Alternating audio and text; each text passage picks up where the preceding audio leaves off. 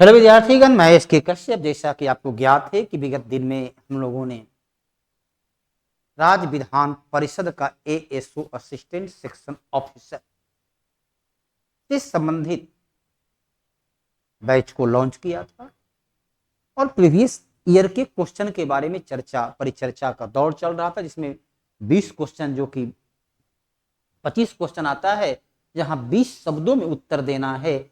उस 25 क्वेश्चन को पिछले क्लास में पूरी सरलता के साथ एक्सप्लेन किया गया कि प्रीवियस ईयर में किस प्रकार का प्रश्न है। जब इसकी जानकारी आपको मिलती है तब आप लाभान्वित होते हैं अगले एग्जाम के लिए, क्योंकि उसका स्तर, उसका प्रश्न का विन्यास, स्तर विन्यास को जब देखते हैं तो आपको अंदाजा मिलता है कि हम आगे की तैयारी किस बेस पर करें, तैयारी का आधार क्या हो, तैयारी का सिस्टमेटिक वे में हम कैसे कर सकते हैं, किस किस क्षेत्र से प्रश्न पूछा जाता है।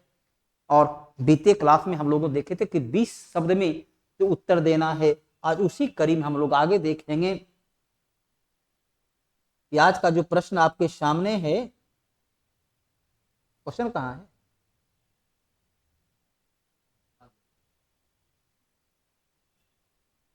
हुँ?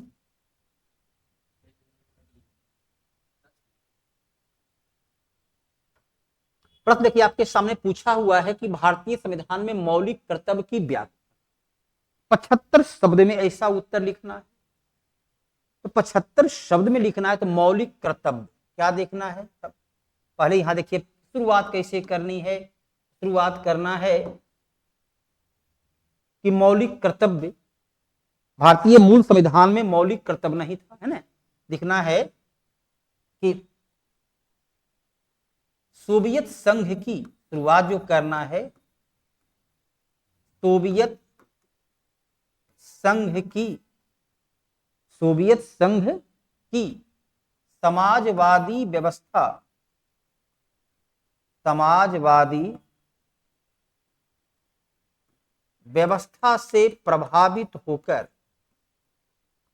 सोवियत संघ की समाजवादी व्यवस्था से प्रभावित होकर, प्रभावित होकर सरदार स्वर्ण सिंह, सरदार स्वर्ण सिंह समिति के सिफारिश पर, सरदार स्वर्ण सिंह समिति के सिफारिश पर 42वां संविधान संशोधन, 42वां संविधान संशोधन के द्वारा 1976 ईस्वी में, 1976 ईस्वी में संविधान में 10 कर्तव्य को जोड़ा गया, 10 कर्तव्य को जोड़ा गया।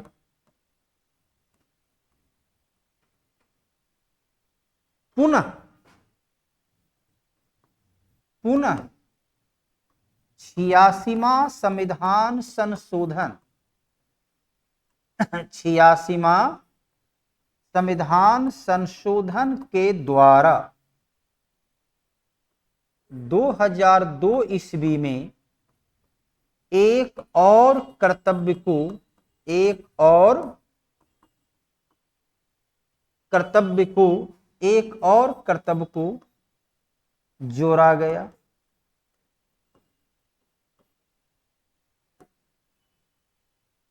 मौलिक कर्तव्य, मौलिक कर्तव्य या सभी मौलिक कर्तव्य कर सकते हैं। मौलिक कर्तव्य को संविधान का अनुच्छेद, संविधान का अनुच्छेद 51 को एवं भाग 4 का क में रखा गया, 4 का क में रखा गया। मौलिक कर्तव्य, मौलिक कर्तव्य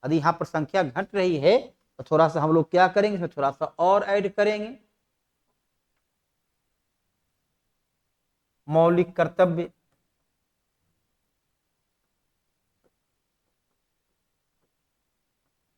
मौलिक कर्तव्य के अंतर्गत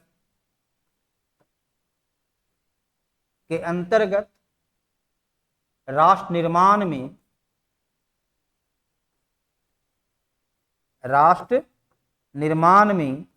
जन भागीदारी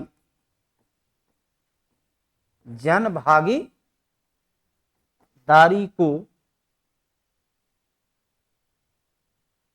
राष्ट्र निर्माण में जन भागीदारी को शामिल किया गया। एक रूप में ये लिख सकते हैं, दूसरा रूप में क्या लिख सकते हैं कि मौलिक कर्तव्य जो संविधान का अनुच्छेद 51 क और भाग 4 क में शामिल है, भारतीय संविधान के द्वारा सरदार स्वर्ण सिंह समिति के सिफारिश पर 10 मौलिक कर्तव्य को जोड़ा गया, वह तो लिखना ही होगा। उसके अलावा आप यहाँ पर ये सभी शब्द को यहाँ से जो है वो 11 कर्तव्य को लिख सकते हैं। पहला कर्तव्य है कि भारतीय संविधान, तो क्योंकि 11 कर्तव्य लिखिएगा तो बहुत लंबा हो जाएगा। भारतीय संविधान, राष्ट्रगान, राष्ट्रीय ध्वज का सम्मान करें, स्वतंत्रता संग्राम के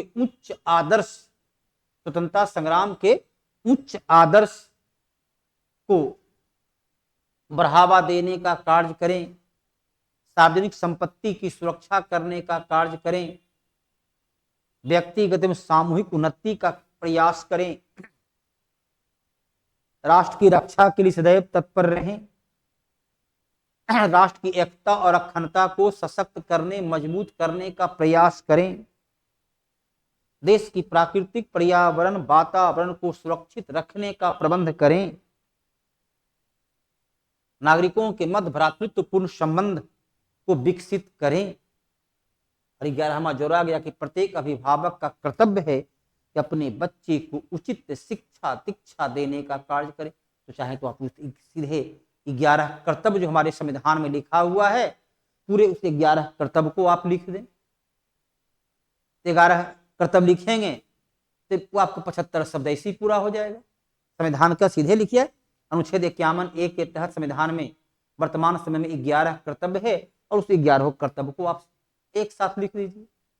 तो आपको जिस क्रम में जैसा बेहतर संबंध आए उस रूप में आप उसे लिखें। अगला है लोकसभा राज्यसभा से अधिक शक्तिशाली है कैसे। फिर देखिए यहाँ 75 शब्द में उत्तर देना दिया है। लिखना है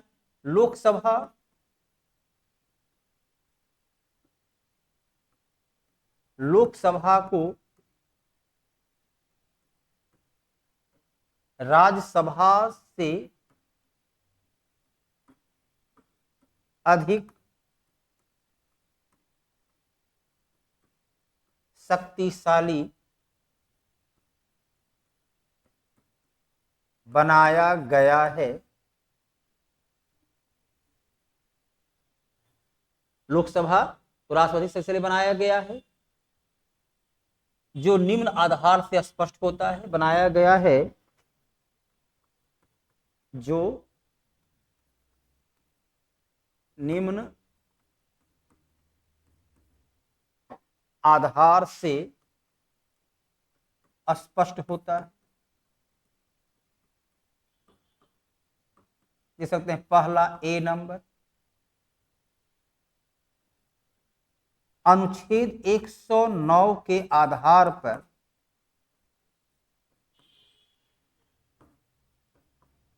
धन विधेयक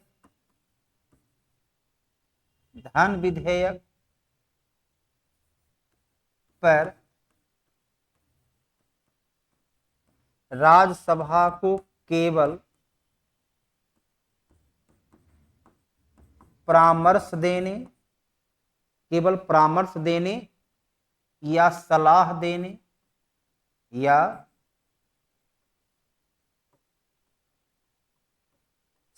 देने का अधिकार है।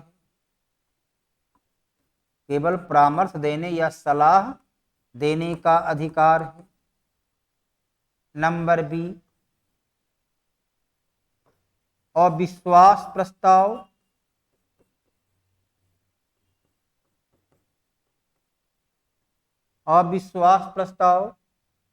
केवल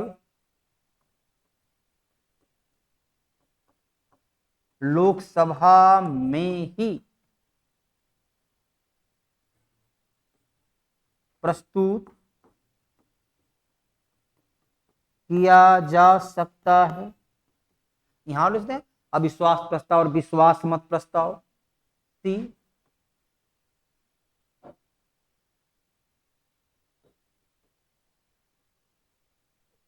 प्रधानमंत्री एवं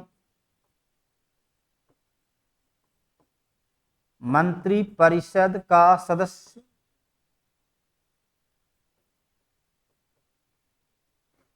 सामूहिक रूप से लोकसभा के प्रति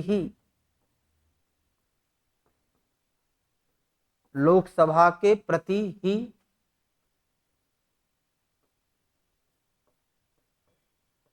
उत्तरदायी है। इस प्रकार से आपको कारण सहित लिखना है कि क्यों जो है शक्तिशाली है। आगे लिख सकते हैं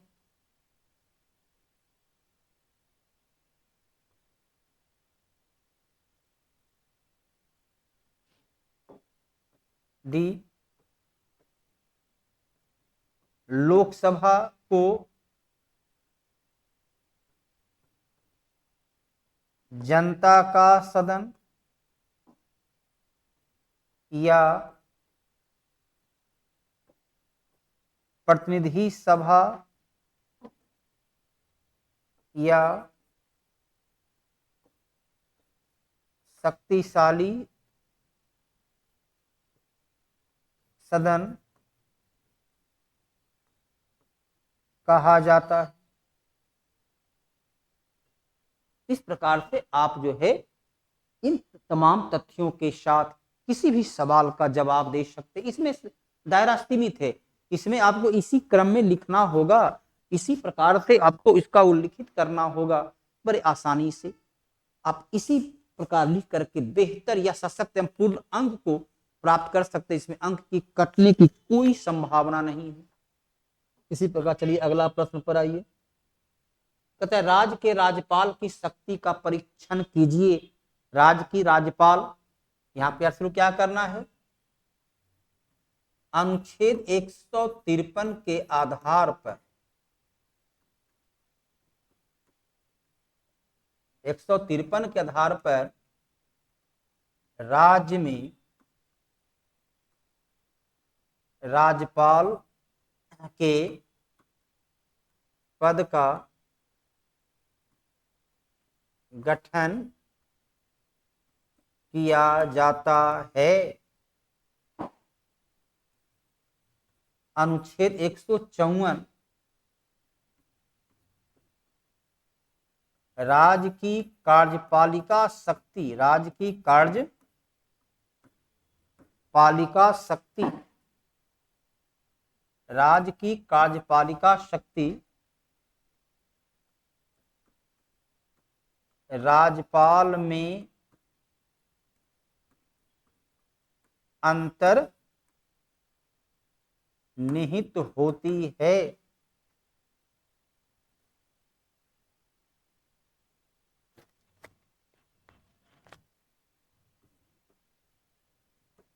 राज्यपाल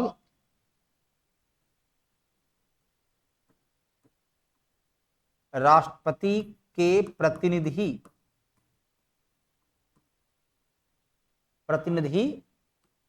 के रूप में राज्य का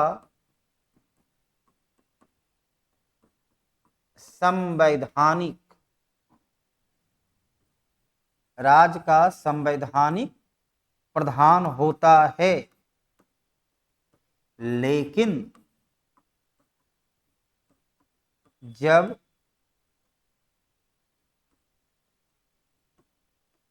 राष्ट्रपति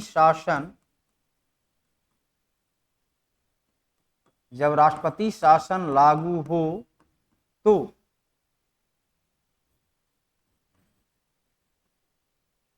राज्यपाल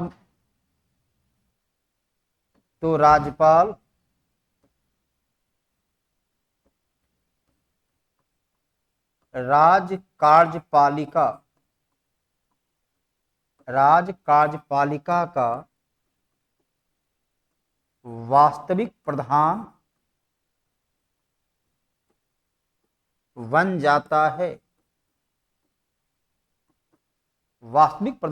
जाता है। आगे लिखना है।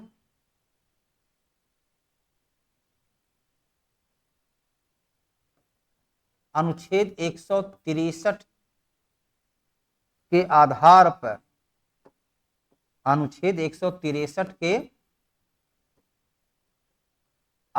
पर राज्यपाल अपनी सलाह के लिए राज्य मंत्रिपरिषद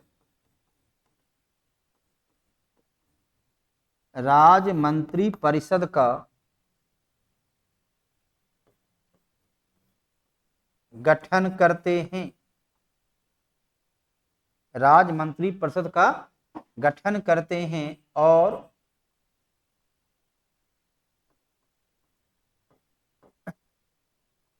राज्य मंत्रिपरिषद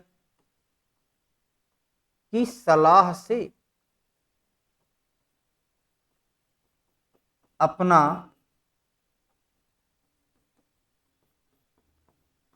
संवैधानिक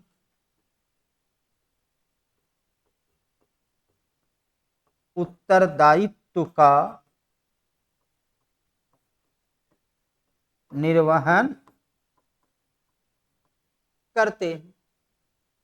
देखिए यहाँ पर जो है 1 2 3 4 5 6 7 तो हर वाक्य में 10 शब्द है तो आसानी से 70 शब्द हो जाता है, 75 शब्द हो जाता है। एक लाइन और जोड़ सकते हैं। राज्य विधायिका के द्वारा पास विधेयक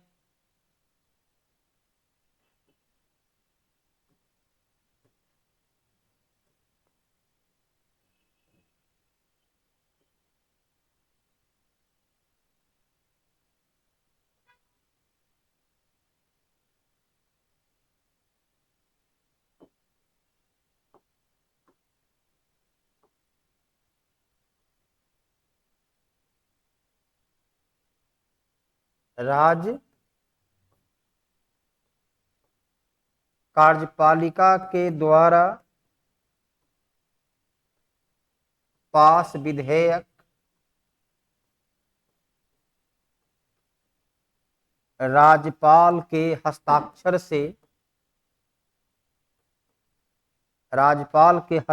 से ही विधि बनता है। राज्यपाल के हस्ताक्षर से ही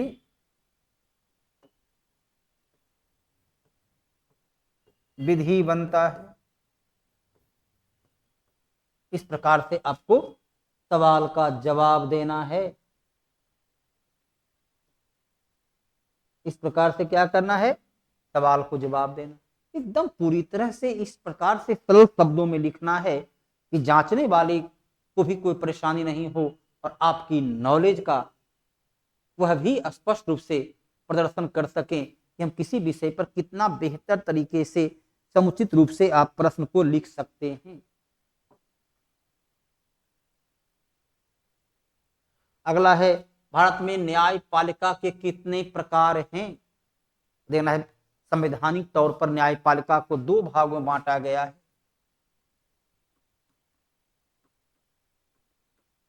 संवैधानिक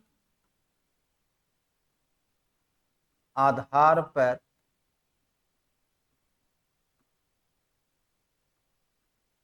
न्यायपालिका को मुख्यतः दो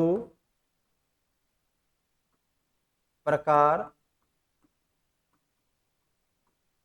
निर्धारित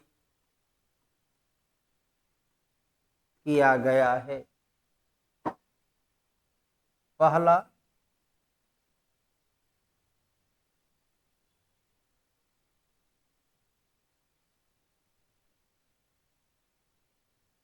उच्चतर न्यायालय,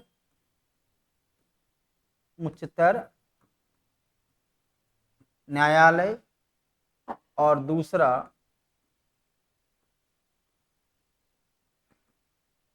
अधीनस्थ न्यायालय।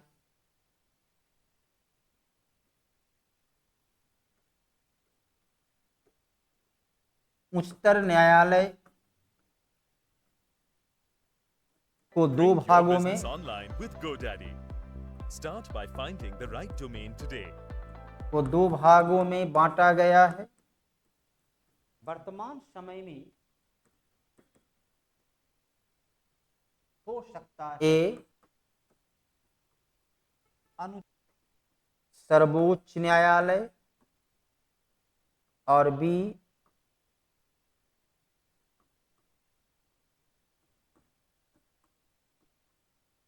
उच्च न्यायालय।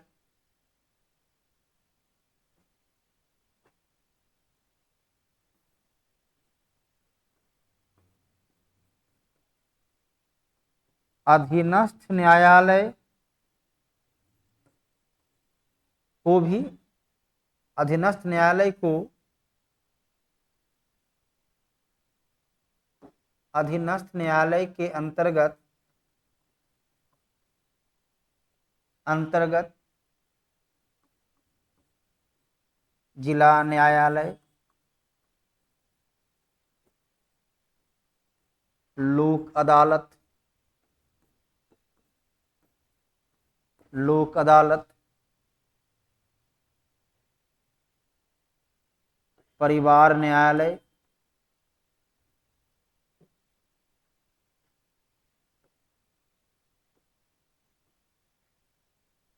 इत्यादि भागों में बांटा गया है।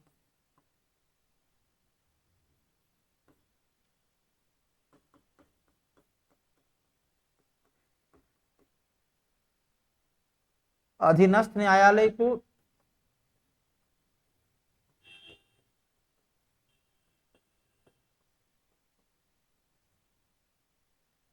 अधीनस्थ न्यायालय के अधिकार क्षेत्र को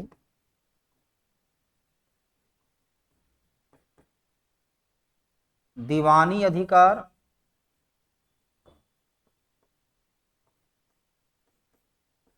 एवं दीवानी अधिकार,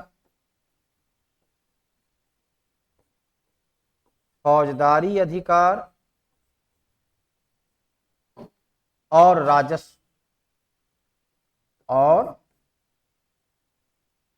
राजस्व संबंधी अधिकार में बांटा गया है।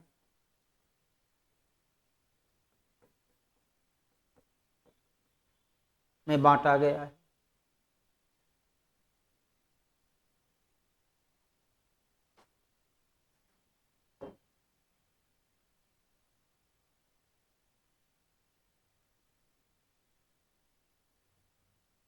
संविधान की व्याख्या संविधान की व्याख्या करने का अधिकार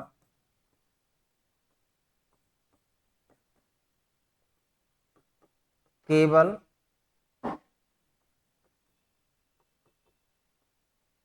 सर्वोच्च न्यायालय को प्राप्त है। इस प्रकार से न्यायपालिका के कितने प्रकार हैं? तो न्यायपालिका के दो प्रकार हैं, उच्चतर न्यायालय और अधीनस्थ न्यायालय।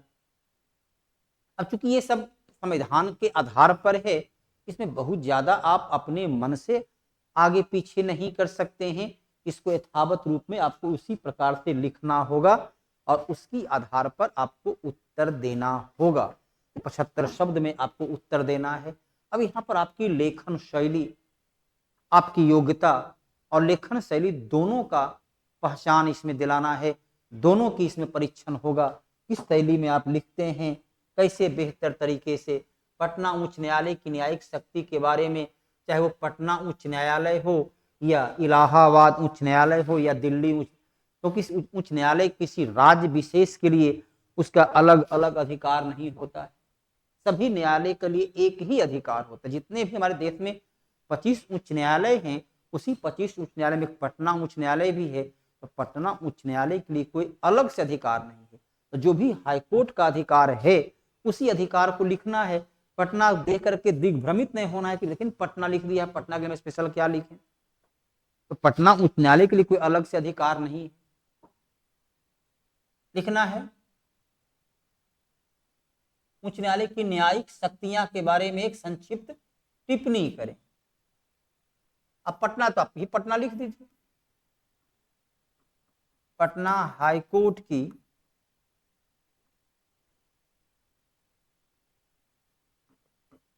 न्यायिक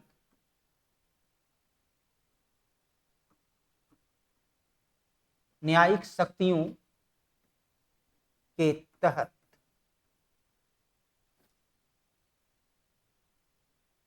जो अधिकार प्राप्त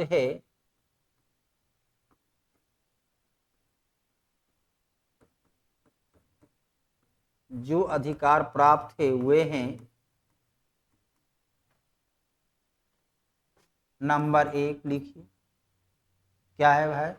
वो है मौलिक या प्रारंभिक क्षेत्राधिकार। मौलिक या प्रारंभिक क्षेत्राधिकार। वैसा मुकदमा, वैसा वाद जिसे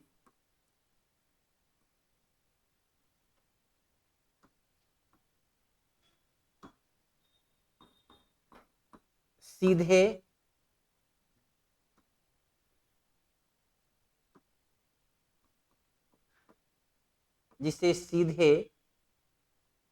हाईकोर्ट में ही प्रस्तुत किया जा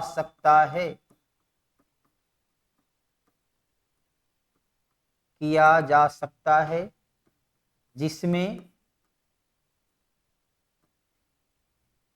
मौलिक अधिकार का विवाद,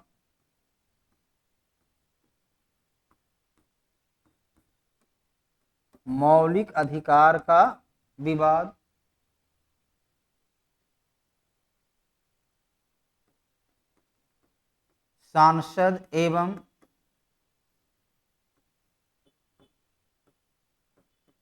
विधायकों के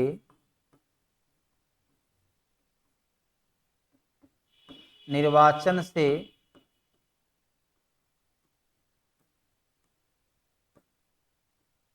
संबंधित विवाद, सांसदों एवं विधायकों के निर्वाचन से संबंधित विवाद,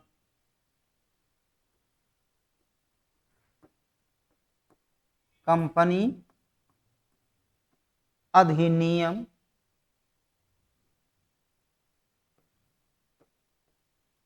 विवाह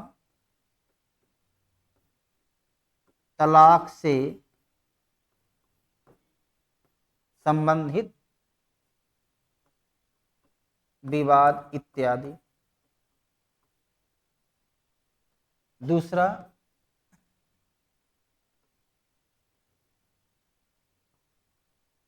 अपीलीय क्षेत्राधिकार,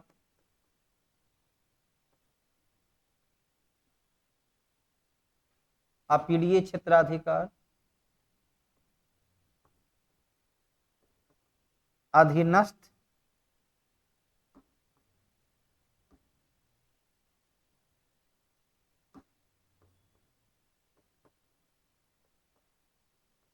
अधीनस्थ न्यायालय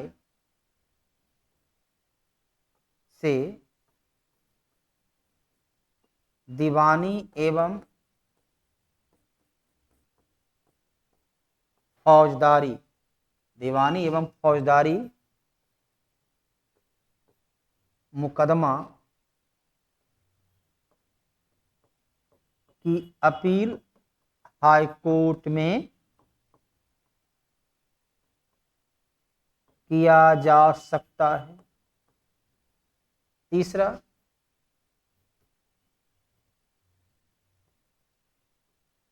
अभिलेख न्यायालय,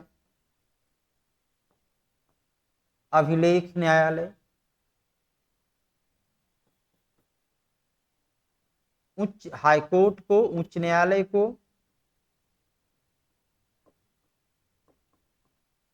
अभिलेख न्यायालय कहा जाता है। अर्थात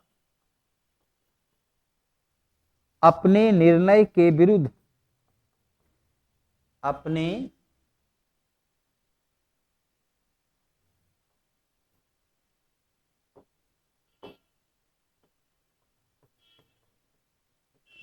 निर्णय के, अपने निर्णय के विरुद्ध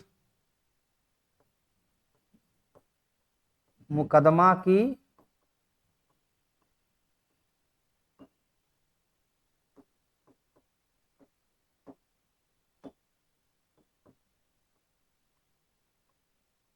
सुनवाई करने का अधिकार।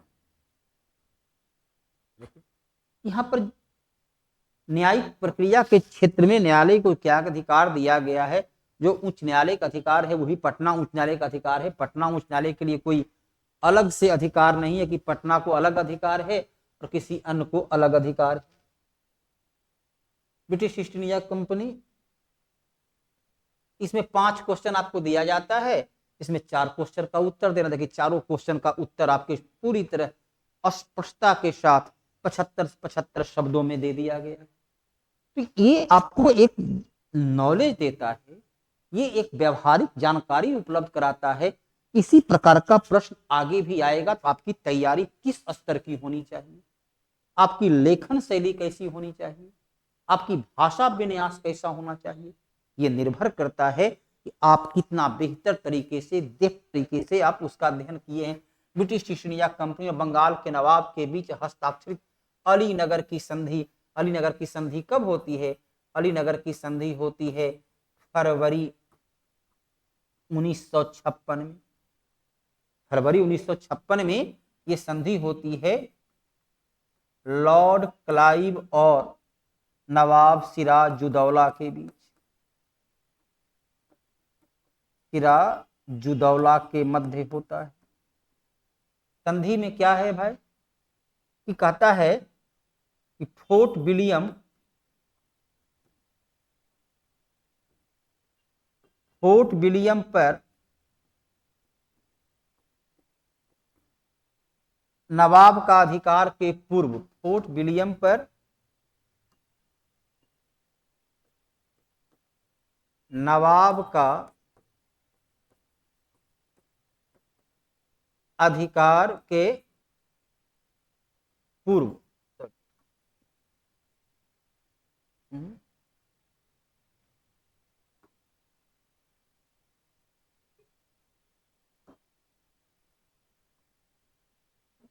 ये होता है फरवरी 1757 में। पूरा फरवरी 1757